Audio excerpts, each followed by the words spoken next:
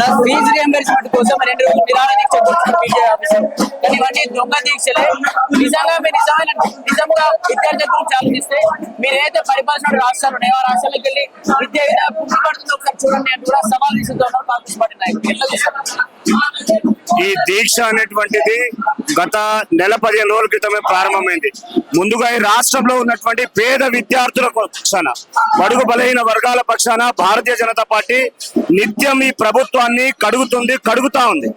ఈరోజు ఈ రాష్ట్రంలో 40 లక్షల మంది నిరుద్యోగుల యొక్క ఈరోజు విద్యార్థుల యొక్క ఫీ రియంబర్స్మెంట్ బకాయిలు పెండింగ్ ఉన్నాయని చెప్పి మేము ఈ రాష్ట్ర వ్యాప్తంగా అన్ని కళాశాలల్లో పర్యటనలు చేసిన తర్వాత విద్యార్థులను కలిసిన తర్వాత వాళ్ళ యొక్క బాధలు తెలుసుకునేటువంటి క్రమంలో ఇప్పటికే 5 లక్షల మంది విద్యార్థుల దగ్గర నుంచి సంతకాల సేకరణ చేపట్టాం.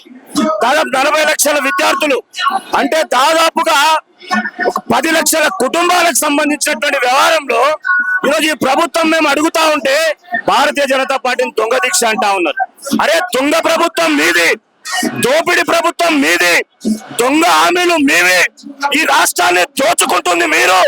ఈ రాష్ట్రంలో ఏ ఒక్క ఫైల్ మూవ్ కావాలన్నా 40% కమిషన్ అడుగుతుంది మీరు. ఈరోజు నిరుద్యోగులకు ఉద్యోగాలు ఇస్తా అన్నారు, 2 లక్షల ఉద్యోగాలు, అది చేతనైతే లేదు. కాబట్టి దొంగలు మీరు.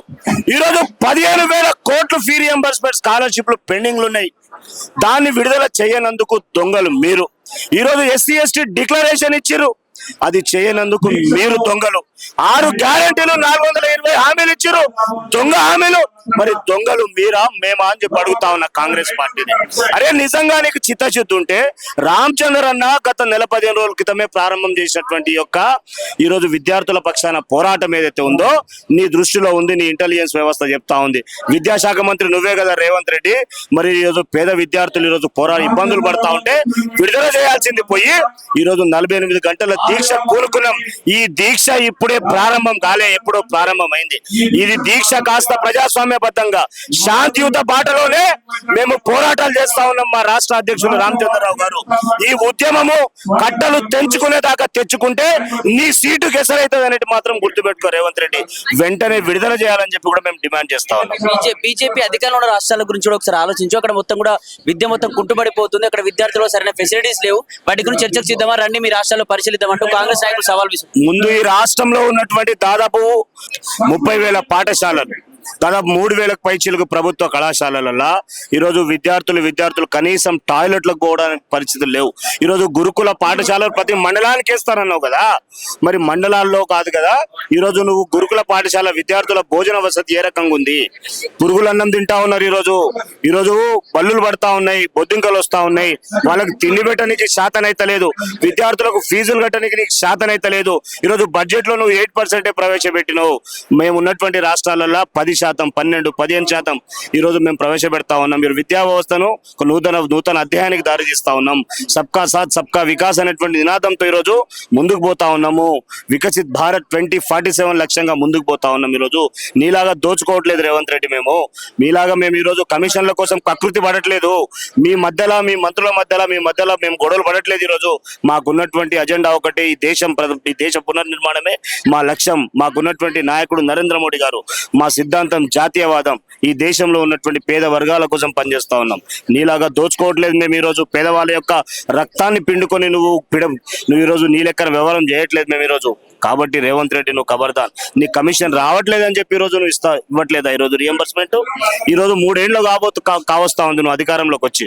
గత ప్రభుత్వం పెండింగ్ లో పెట్టిపోయిన దాదాపు 7,500 కోట్లు. నువ్వు వచ్చిన తర్వాత దాదాపు ఒక 5,000 కోట్లు పెండింగ్ లో పడ్డాయి. ఈరోజు మరి నీ కళ్ళకు కనిపిస్తలేవా గత ప్రభుత్వం చేసిపోయినటువంటి అప్పులేంది, గత ప్రభుత్వం ఏ రకమైనటువంటి పరిపాలన చేసింది? ఈ గత ప్రభుత్వం దోచుకొని పోయిందనే చెప్పి కదా ఈ రోజు నీ చేతిలో అధికారం ఇచ్చారు తెలంగాణ ప్రజలు. గత ప్రభుత్వం చేసింది, మా ప్రభుత్వం ఏం చేయలేదు అంటూ కూడా అరే గత ప్రభుత్వము 10 ఏళ్ల పరిపాలనలో 8,000 కోట్లు పెండింగ్ ఉంది, వాస్తవమే. మరి నీ ప్రభుత్వం వచ్చిన తర్వాత ఈ 3 ఏళ్లలో 8,000 కోట్లు పెండింగ్ ఉంది, నీకు తెలియదా? ఇది మొత్తం కలిపి రోజు 15,000 కోట్లే. నీ ప్రభుత్వం వచ్చిన తర్వాత దాదాపు 6,000-7,000 కోట్ల రూపాయలు పెండింగ్ లో ఉంది. మరి నీ ప్రభుత్వం వచ్చిన తర్వాత అయితే నువ్వు ఎందుకు విడుదల చేస్తలేవు? అది విడుదల చేయలేదురా నాయన. నువ్వు ఫస్ట్ అది విడుదల చేసి మాట్లాడు. నువ్వు దాని గత ప్రభుత్వం సంగతి వాళ్ళ మీద నెట్టేయడం ఎందుకు? అంటే నీకు మంచి మార్కులు వస్తేనేమో అది నీ క్రెడిట్. అంటే గత ప్రభుత్వం చేసిపోతే మాత్రం అది నాకు సంబంధం లేదంటారంటే తెలంగాణ ప్రజలంటే నీకు సంబంధం లేదా? తెలంగాణ ప్రజలు ఓటర్లు కాదా? తెలంగాణ విద్యార్థులు ఓటర్లు కాదా? తెలంగాణ విద్యార్థుల బంగారు భవిష్యత్తుకు బాటలేస్తా అన్నది చెప్పింది ఎవరు? ఈరోజు అందుకేనా ఈరోజు విద్యాశాఖ మంత్రి నేస్తలేవు ఈరోజు? కాబట్టి రేవంత్ రెడ్డి విద్యాశాఖ మంత్రి నువ్వే కాబట్టి నీ లాగులలో తొండలు జోరించి కొడతా నువ్వు చెప్పే డైలాగ్ నీకే చెప్తా ఉన్నాం. విద్యార్థులు చాలా మంది విద్యార్థులు ఈరోజు చాలా ఆవేశానికి ఆక్రోశానికి గురవుతున్నారు. వాళ్ళు తొండలు పట్టుకొని తిరుగుతా ఉన్నారు. నీ ఇంటికి వచ్చి నీ పాయింట్లో జోరిస్తారా, నీకు ఏడ పట్టుకొని జోరిస్తారా చూసుకో రేవంత్ రెడ్డి.